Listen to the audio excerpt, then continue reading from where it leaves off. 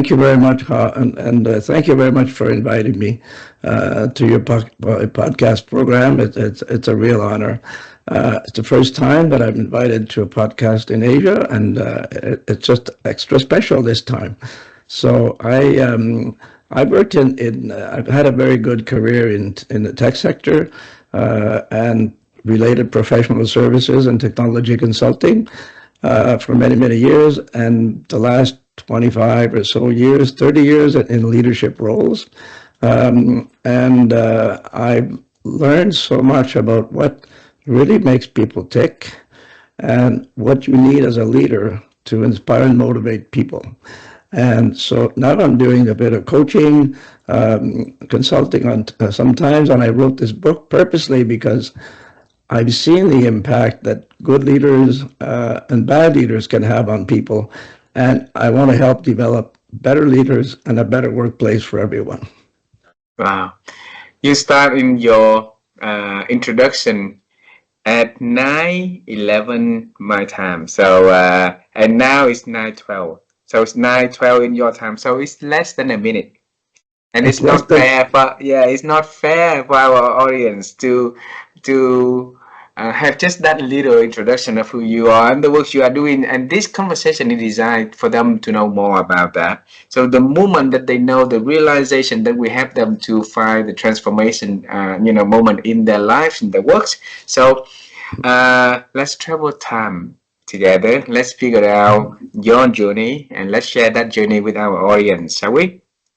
Okay, yes. Alrighty. Yeah. So Germain, when I was little, okay, I wanted to become an astronaut really, really bad because wearing the suit and going to different planets seems pretty cool, especially the moon. Because from my bedroom window, we can all I can see back then was an empty cemetery next to my apartment. Okay, and that was when I was like 2 or 3 years old. And back then, we had 2 days with electricity and maybe a day without electricity. So when it's full moon, everywhere outside of my bedroom is really, really bright, and we love it. So I said, okay, if I can travel to the moon, and it must be very beautiful up there. All right. So that was my first dream about life. But life didn't give me any opportunity to become one astronaut or do any engineering related to that. It took me to totally, completely different territory. So, Jermaine, when you were little, what was your dream about your futures and the work you are going to do? This is, I think what you said about your own early days is quite interesting. To dream to want to be an astronaut and go to the moon. That is really exciting, and I guess that is why you interviewed an astronaut. Yes. So good for you. I actually grew up on a small dairy farm in eastern Ontario, a province in Canada. And I grew up in a large family. I had poor health pretty much from the beginning as a child. And so I would dream that I would be someone like Superman, be stronger and powerful, which had never happened because I've had poor health all my life, but I still do. But it doesn't matter because it didn't stop me really. My parents were very good. I grew up in a loving family, and we were poor, but I could see my parents how they were resilient. And we never missed anything. So even though they didn't have a lot, they always make sure that all the children had what they needed and were caring, right? They took care of us. They always cared for our well-being, and they worked very hard. So to me, that was really an inspiration that I too better be strong, right? And that's kind of what shaped my character, I think. So being Superman. Okay. Well, I interviewed a gentleman. So his name is Henry Weisinger. So his father name is Mort Weisinger, and Mort Weisinger was the editor-in-chief for DC Comics back then. So he was the one that brought Superman globally. and he was the one who approved for Superman character to be on the comic book, and then the one who made Superman become. And when so Henry childhood was all about Superman, and his father told him, he can be Superman and cannot be like the actual Superman because it's not the real person, but mentally he can always become a Superman himself by, giving values to other people, by continuing to expand his, like areas of expertise so he can add more values. So you, on your line of works, you are Superman to helping leaders to become caring leaders. All right, so you are. Well, I think what helped me is I've always had a positive attitude despite the hurdles, and it's a lot about mindset, So you can be extraordinary, or you can do extraordinary things with people by helping them really achieve their potential. So it's not that I was so superb as a manager, except that I could relate to people and help them understand that they could do a lot more than they realize sometimes, right? So, and that's why my bottom line, and we'll get to this later, but my bottom line for my book is that caring leadership is helping people to be their best. Simple, isn't it? Yeah. And if that's kind of a Superman or super manager, whatever, it's not the kind of accolade that I'm looking for. It's to relate to the fact that it is very simple. It's a mindset. Any leader can be a good leader and a caring leader and help their people be their best if they want to. We're gonna get there. We're gonna get to the book and get to that mindset, get to the bottom of the ideas. And later in this conversation, I want to carry you on onto the journey first. Okay, so Okay. with life goes on, you at some point realizing that being a Superman is not practical, so you have to be have some practicality into your life and the work you are going to do, right? Probably by college time, by high school time. So back then, you can decide. Why did you decide to go into the tech industry anyway? Well, actually, I loved the idea of working on a farm, Mm, uh, but my health wasn't really good enough, and it was hard to make a good living. So I was very good in school, and I was really good in mathematics. I loved mathematics. mm, So when I got to grade 12, and I did grade 13 in Ontario, which they don't have now, but I was looking at what areas could I go into that I could use that mental ability and that I enjoy. And I signed up for a course in electronics engineering. My first year was electronics engineering, but then I discovered computing as part of that. mm. And we had the option then of switching, so I switched to computer science. And that's how I ended up taking a computer science and getting computer science degree, because otherwise I wouldn't have. It was fairly new at the time. I'm a bit older than you, but it was a great choice. I mean, today I'm so glad that I made that choice. It just happened that way, right? Yeah. And then so you went on and becoming a computer programmer, right? A developer, and you worked your way to the leadership executive role. So absolutely, there. When you first started, have you ever thought one day that you're gonna become a leader, sitting in the boardroom and make a decision for organizations? No, not at all, actually. Not at all. I was mostly interested in the technology and what could be done with it. So I was very fortunate. My first job was with Bell Canada, the largest telephone company, and they were at the time really leaders in the area of networks. Networks we use today, we take for granted today, but at the time they weren't as common across the world. So they were developing the newest technologies for communication networks, and I found that really interesting. I had some good ideas, and gradually became more of a, let's say, strategist and advisor. So started to do less and less of the pure technical work, spend more time with the users, and often with more senior people in the company to understand what they wanted and what they could do. They have options. And this is how I got more involved into the strategy of the company, the applications. And that kind of maybe made me, they made them aware that I had this leadership potential. With that kind of thinking, I could bring other people and do more, right? Mm. And when they tell you that you have a leadership potential, okay, I want to bring you to that moment. So what happened inside of your head when someone told you that, hey, Germain, you are a leader, build yourself, so you have potential to become great one. So what message did you talk to yourself? Actually, there are several occasions that are noteworthy, and I'll use the first one. But I was in leadership roles, but very different kinds of leadership roles in my career. So, the first time I had a team of technology people, was still at Bell Canada, and I was really surprised that only after a few years they would ask me to lead the team. I was very surprised.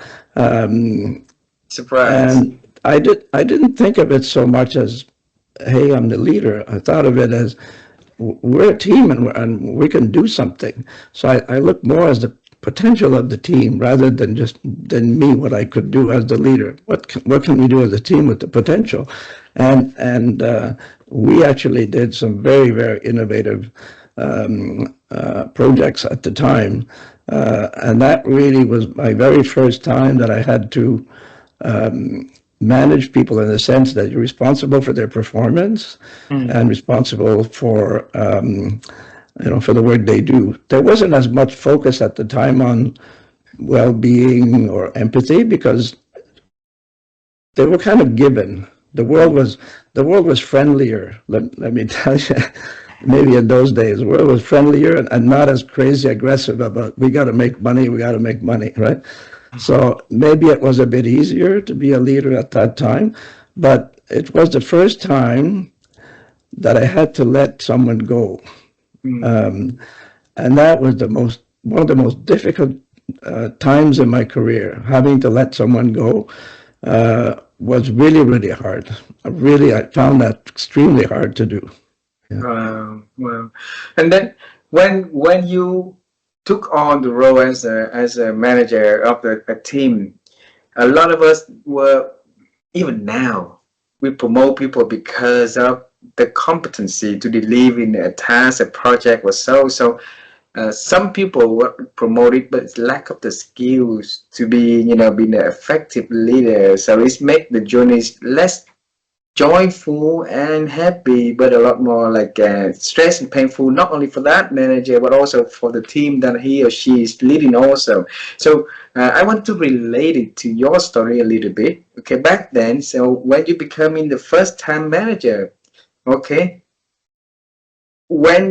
since when you figured out that you need to like unlearn something or relearn something, make yourself be more effective as a leader? Mm-hmm. That is actually what you're pointing out now is people being promoted into leadership roles because of their performance and skills as an individual contributor. To me, that is a huge flaw in our corporate structures. Everywhere, this is a problem. Well, I shouldn't say everywhere because a lot of companies are addressing it, but it's been a problem for a long, long time. And we know that if you promote someone who's a real, let's say still in tech, a real technical whiz, promote them to leader, they may not be very good at directing people who are maybe not as smart as them, or they don't think they're as smart as them, right? So there's always this idea that say, well, I was promoted because I'm smarter and I know better than you, so I'll tell you what to do. That's not the reason why I was promoted at that time. The reason was that was more strategic, as I was saying, and I could see the bigger picture and I could relate to the application. And they could see that, so the managers at the time, the senior manager could see this is the kind of person we need to manage our teams, right, to achieve more. And when I was put in that role, I didn't pretend that I knew what I was doing, because we hired and we selected people who knew exactly what we needed. And actually, at that time was the very first time I worked with somebody, a woman whose last name was the same as yours, Nguyen. At that time, yeah, Linda was her first name, and I still remember that because of your last name. So very, very smart. And we had people who were kind of experts in each of their areas of technology to bring it together. So that's why, for me, that's probably why I was chosen. That's why, for me, that's why it worked, because I didn't try to be better than them. Oh, wow. And then when you get into the leadership role and then you look back at your journey, you know, how you feel about that journey This particular one, initially in my career, or overall, you mean? overall? Overall, yeah. Yes. Um, Overall, actually, I would say that being a good leader is very difficult, but it's actually very easy at the same time. It's very easy if you focus on your team and on your people. And it's very difficult if you don't, because you're always be in conflict. If you focus on yourself, or you only focus on achieving a result, regardless of the impact on your people, it's a real challenge. So I consider myself very fortunate to have been in different kinds of leadership roles, which is why I think I over time gradually developed this caring leadership philosophy and mindset. And when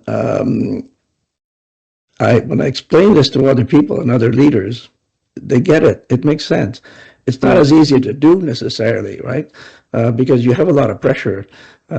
Middle managers, and I was a vice president, so you have a lot of pressure to perform for your team. So you have to balance that. So in a management role, when you have teams, groups of people that you manage, you kind of have to be the buffer.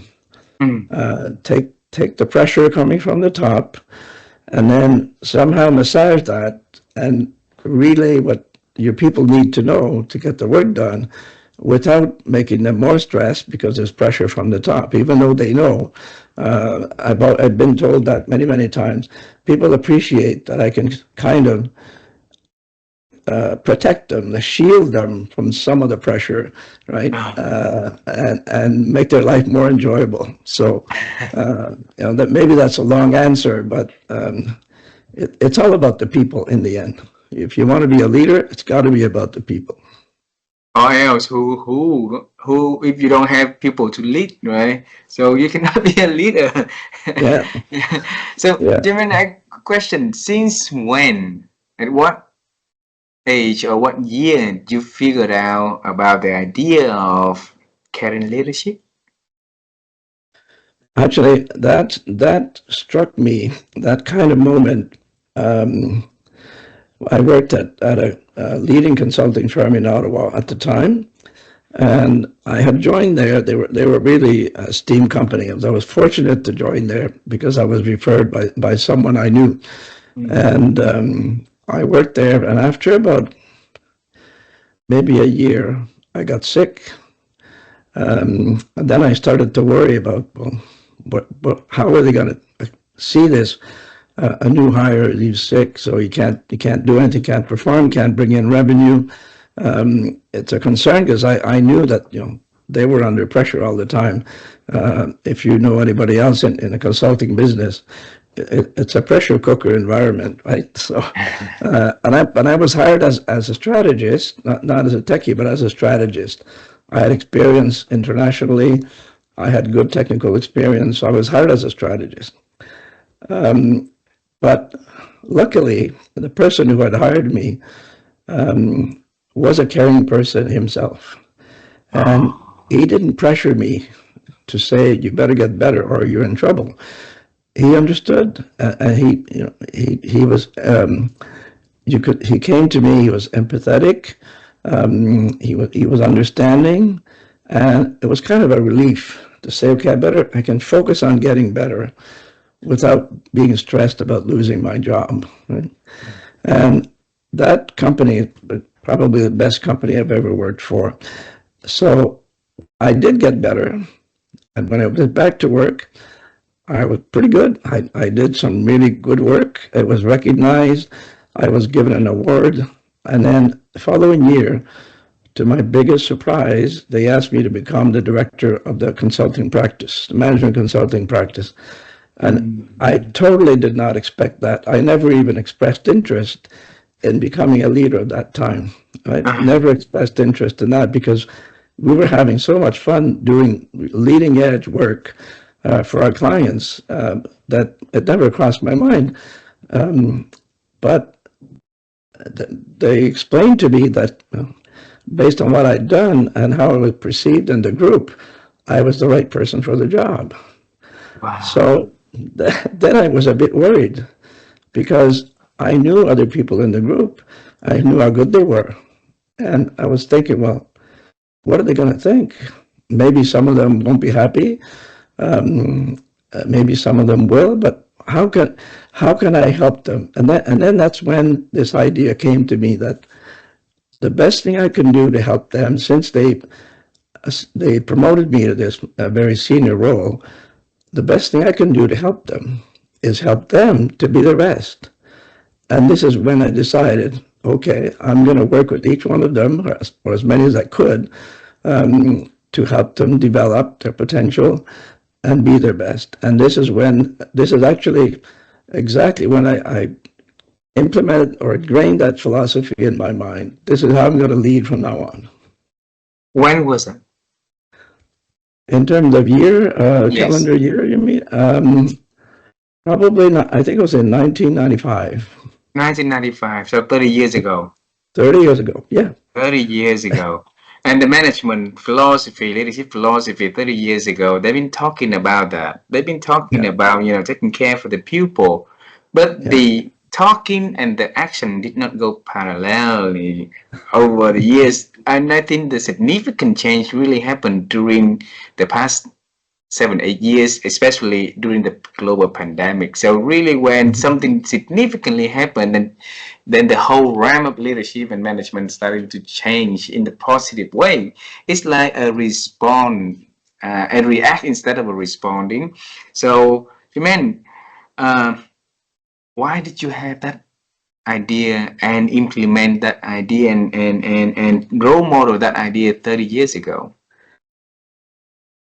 Because I knew that this was the way to be successful, and it worked, and the people were happy to follow along, work with me, because it was good for them as an employee, as a person, and it was good for the group and the company because we could achieve much more than we would have achieved otherwise.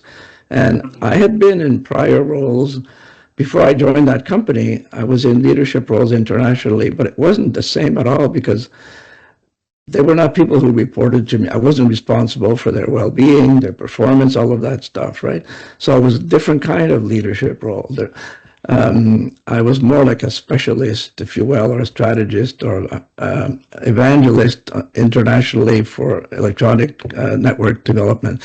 But the idea that you can be a manager and focus on your team and get the most results, it wasn't new at the time, but it was kind of not looked at from that point of view. Nobody looked at it from that perspective, right? Everybody thought that you still had to crack the whip, right?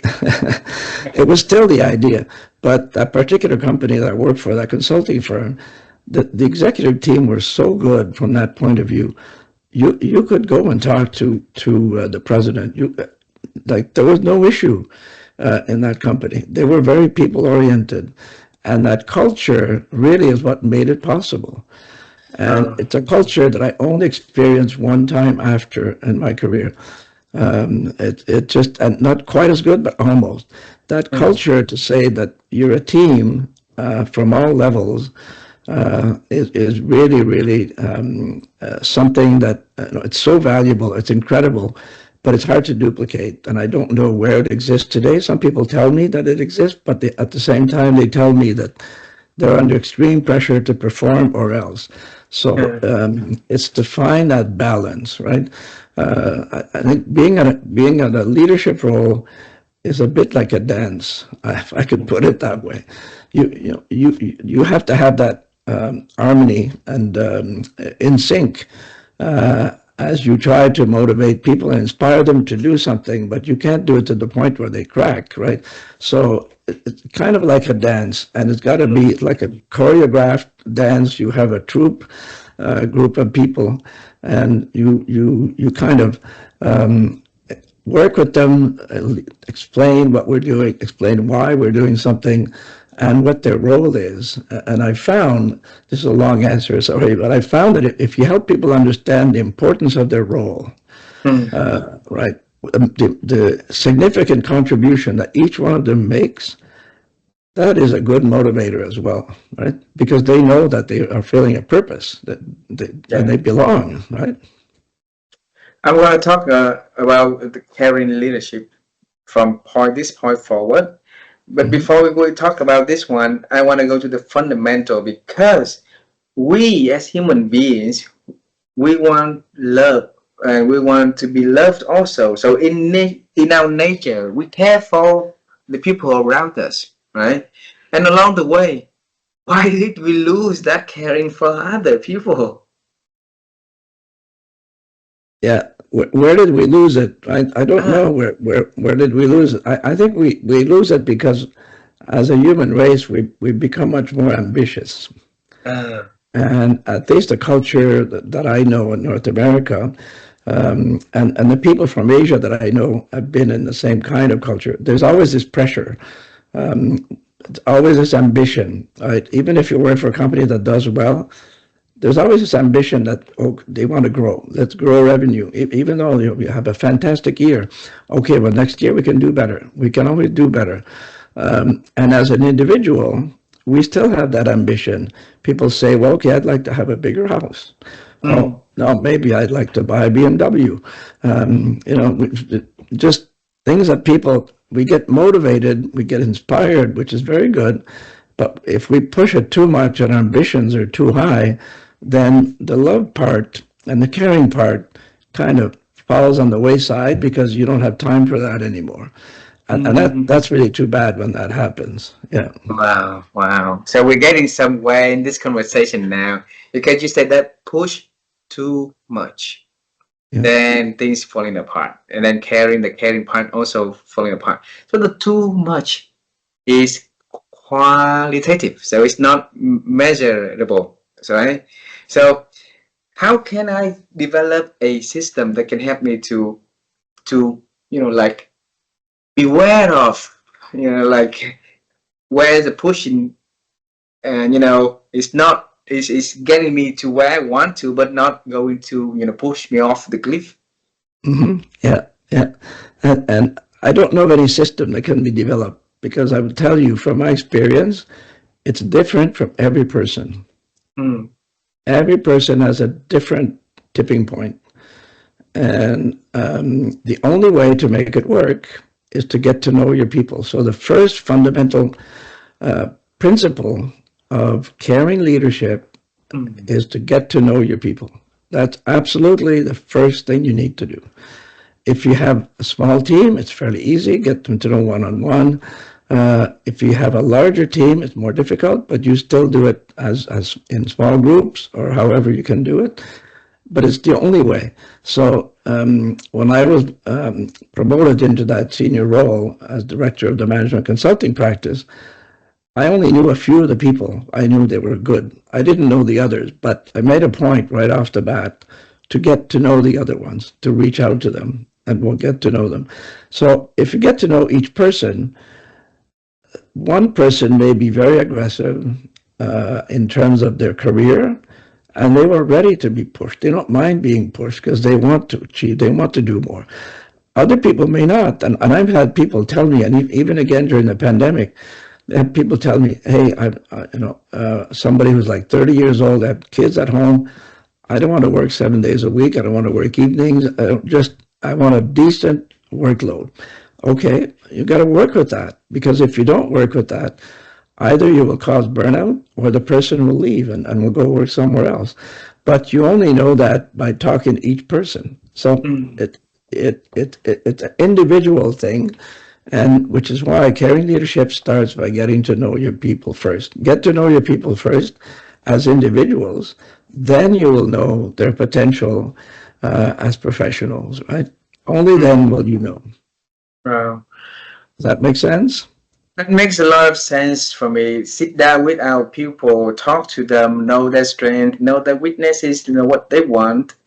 Then I have so much on on my hands, on my table to handle, and I would not be able to have a magic wand to create a solution that fit for everybody. So it makes me even more stressful as a leader. So how can I you know know that the expectation and the wants from every single one member in my team, and be able to delivering it and becoming a caring leader. It is a big responsibility, clearly, and any leadership role is a big responsibility, because actually, and the golden rule of leadership is that you know in a leadership role, you can influence people's lives, personal, professional lives, quite a bit, right? So you don't want to screw up their life. Sorry about use that word, but Mm. you have to be careful. You can really, really negatively impact people. So if you get stressed because of all the pressure as a leader, I've seen leaders get stressed, but they're normally not the caring type of leader. I've seen people bark at people, yell at people, and threaten people, but they were not the caring leaders. So that's Mm. why they don't mind doing that. If you're a caring leader, it is a big responsibility. But at the same time, you you have to realize, as I said before, it's a dance. It's also a mutual responsibility, right? So with caring leadership, there's still accountability on the part of the employee. So when you Mm. talk to the person and you say, and they say, okay, I only want to work, this kind of schedule, for example, this kind of workload, but you better make sure they get the work done, right? It doesn't take away the fact that the work has to be done. You're working for a company, an Mm. organization for a reason. They don't hire you just because. There's always a goal to meet. And so it's a mutual responsibility. And that's something that maybe people forget sometimes, that you can't just rely on your boss to make it happen. Mm. Uh, because then as an employee, you're not a caring employee if that's the case, right?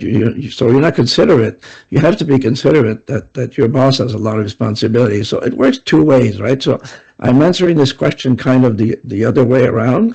Mm. And so, but if you do it successfully as a caring leader, there will be pressure, definitely. I was under a lot of pressure many times, but I never really took that pressure on the people. I tried to kind of keep that for me, and I would talk to them as to why it is so important that they achieve what they need to do. And I would say because we have pressure, but I wouldn't say it's because I'm stressed and you better do something. We have pressure coming from above. And sometimes I would even say, I don't even agree with the direction we're given, but that's what our executives are saying. Therefore, let's get it done. And how can we get it done?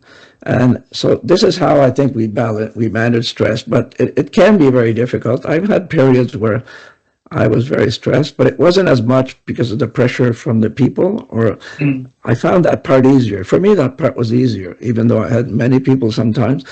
I found that part easier. It was the pressure from above where they didn't understand, or they would say, you have to do this no matter what.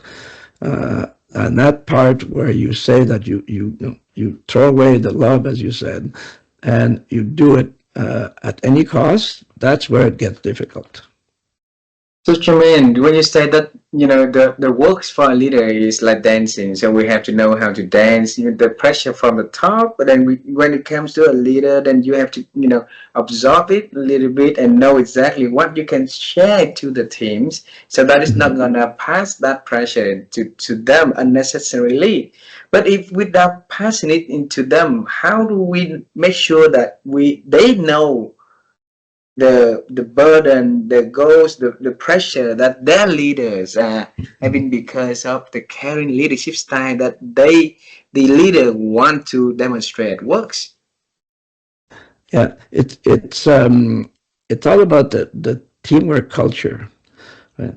So if you make everybody in the team understand where they belong in that team and their responsibility in that team and the role, as I said, the contribution they make, they will then realize they're accountable to help the team succeed. So when you talk to the people, and let's say out of, so you have 10 people working on this kind of issue or project, and you have another 5 working here, another 50 working somewhere else. But each one, every group has an objective, a goal. And every member of the group should know, and it's the leader's responsibility to help them understand it. What is their responsibility to make it happen? And when they do, it doesn't become such an issue because they want to. They want to succeed. They want to help the group succeed, right? They want to help the team. And at the same time, they will help the leader get the meet the goals set by the organization. Let me give you a simple example that everybody can relate to. So if you look at automotive manufacturing and you go to a factory where they're making cars, so some of it's done by robots, some of it's done by people. Somebody at the end of the road takes some wheels and puts the wheels on the car. So you could say, okay, well that person could say, well, all I do is put wheels on the car. It's kind of boring. All I do is put wheels on the car. But that's not really true. They are part of a team building a vehicle, and not any vehicle. They will build a vehicle of a certain make, model, with the options that Mr. Ha has chosen and will pay for, right, to be delivered by a certain date. And so that's an important role. Putting the wheels is just as important as putting in the engine or anything else, because without it, nothing will work, right? So it may seem simple, but this is how it works. I think you create that team culture and the understanding that you're working for a common goal, and then it just works. It just works. So it means that for us to become a caring leader, then we have to be able to create a caring team, a caring, a group of caring employees, so that the employees will know the common goal to go to work every day and delivering that. So it adds up to the accumulated result for the whole team, the whole organizations. Yeah, yeah. They have to be. Everybody has to know that they're accountable for something. Because if there's no accountability anywhere, I mean, it doesn't matter if you're caring or not. If there's no accountability, then generally things don't happen. As you said, it's nice to talk about something, but unless you do it, it doesn't really matter. So there has to be accountability, and so nothing is ever black and white or one-sided. There's always two sides to every equation, and there's a lot of mutual respect in a caring, solid team, but there's also a mutual understanding that you can trust your teammate to do their part, so that when you do your part, everything will work, right? So there's got to be that trust in there too, trust, accountability, and the respect, so that the wheels function that way. And sometimes there's a few people who just don't. Sometimes they can't, or some of them maybe don't want to. Like, there are bad apples everywhere. It's just because you're a caring leader, a caring leader will have bad apples too. It just happens. Mm. We just maybe deal with it differently, but it's just the way it is sometimes. Things have to get done. And Mm. I think the more we explain people's role, contribution, and why something needs to be done for them, for the team, for the organization, I think the easier it gets. Right? I have the belief that a lot of leaders, they go into that leadership role because of not only their competency in delivering the performance, but also there must be something inside of them, like your boss back then say, okay, you have what it takes to become a leader, right? So the manager, the leaders also realize that, oh, this person having something that potentially can be there. And maybe along the way I become a sandbox to got hit a lot, so I became a leader that I don't want to become. And now I read your book, I know your concept, I want to become a caring leader. But for a long time my team knew me as a that different type of leaders, and so now transforming into 180 degree like this, it would take time. It would take, like, it would need to people to buy in and give an opportunity. It and that mindset for people to change from one area to the next thing is really, really taking a long time. So if a leader wants to become a caring leader and went through and will go through those pushback or challenges from the team, what kind of things that do they need to prepare on that journey at transformation themselves and ready to face with all that challenges and pushback from the Mhm. team? Yeah, that is a really good angle. How I appreciate that, because, and I hope it happens often. I hope many leaders decide that they want to become more caring leaders. Mm. It's a mindset. It's a huge mindset shift to say that, and it should be from the beginning. But when you become a leader, your focus is no longer on yourself. Your focus is on others. Mm. And if you start doing that, even though you're a current leader and you've not been doing that, you start maybe by, again, getting to know your people better, maybe getting to know them a little bit more personally than you ever did in the past, right? If you weren't a caring leader in the past, maybe you didn't never asked if they have children, or any of that kind of thing. In most cases, I've had people on my team who would tell me about their family, or if there are issues, or illness, or they want to move, or they like this kind of car. So if you start relating to the people just on a one-on-one basis, and make it a bit personal, it's okay to make it a bit personal. People Mhm. don't have to share, and if they don't want to, that's fine, right? That's certainly fine. But at least be interested. And if they start being more interested in the person, more interested in their well-being, right? So not just about, okay, how's your work? Are you done? Right? Well, let's say you have a one-on-one call. If you start right away, are you done doing what you're supposed to do? Yes, okay, done, finished. We no longer need to talk. That's not very good, right? Uh-huh. Maybe once everybody uses robots, maybe that's okay, but that's not very good. I make every call a little bit about the person, and like we started this call. Well, we're different time zones. You live in Vietnam. I've never been. We have a little bit of that discussion. Then you start establishing that connection. Yeah. And it is that human connection, to me, that is the key. The absolute key to leadership is the human connection. Mm. Right? And you could go from being a good leader now to a caring leader by establishing that human connection with your people.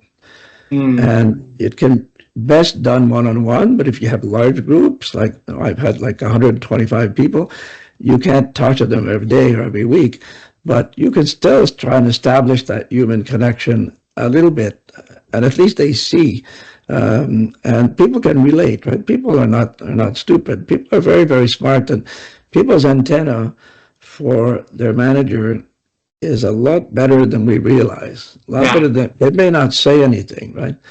But they may think, oh, this person I work for, what an idiot, what a dumb, blah blah blah, or they may really like what you do. They may not tell you, but Mm. so you have to have your antenna up, right? Yeah, but it is a transition, and it's in part why I wrote my book the way I did, Mm. because even if you're a current leader, if you follow the principles, and I outline bullet points, several chapters of bullet points of how to be a caring leader. What does it mean to be the architect of people first? The philosophy of getting to know your people, right? And they can do it. And books like mine can help. Coaching can help as well. So if you want to make that transition, you need a bit of help. Uh, People could get a coach to help them part-time. That's really, really powerful as well. Yeah. Mm. I'm going to ask the question, which is not going to be fair for you. All right. And because the question is, if you pick a chapter in the book that you like most and you want to share with our audience, what is that chapter? Um, I would say it is, I believe it's chapter 4, the leader as coach. Ah.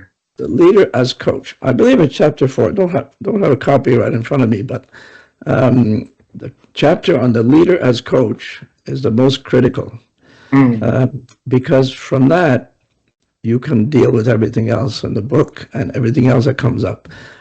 And the outline that I point out in my book as a coach, the first thing is still get to know your people, right? Get to Get to know. know your people as individuals, right? Mm. Get to know their aspirations, their motivation, their strengths and weaknesses, or things that they don't want to do.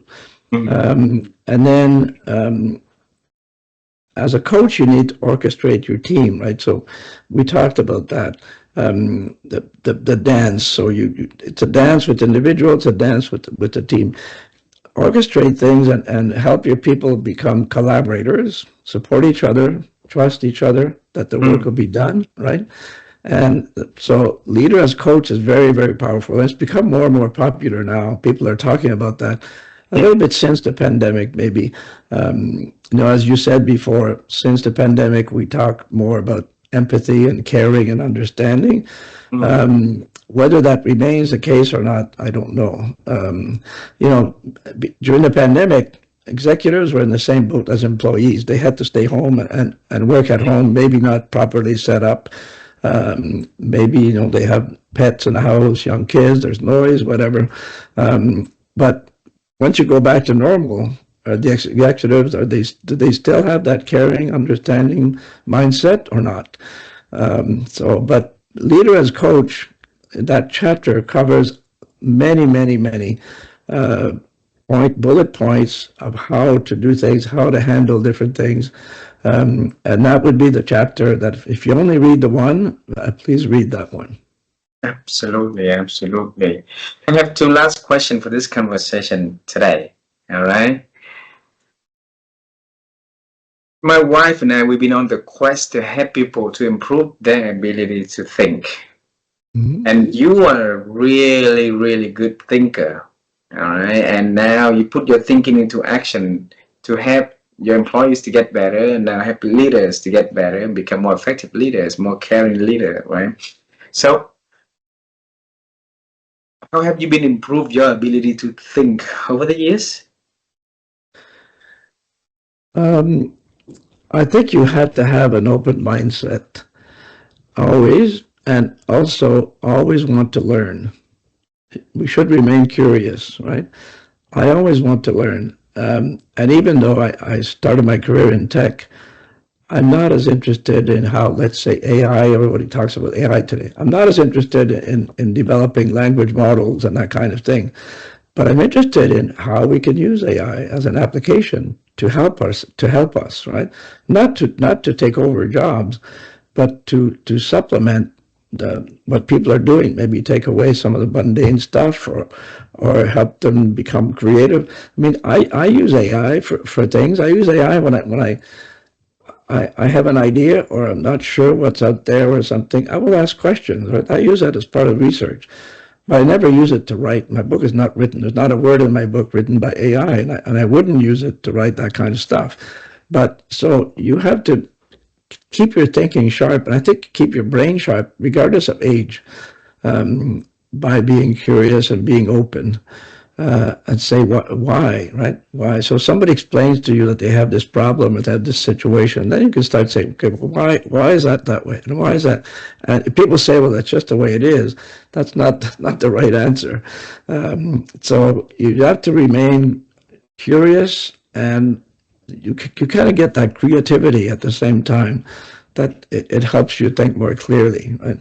There's a lot of talk about critical thinking and various things, but it may appear complicated for people, but it's not so complicated if you just have an open mind and you're curious about things, curious about other people. So I'm a people person, so it's easier for me to start a conversation.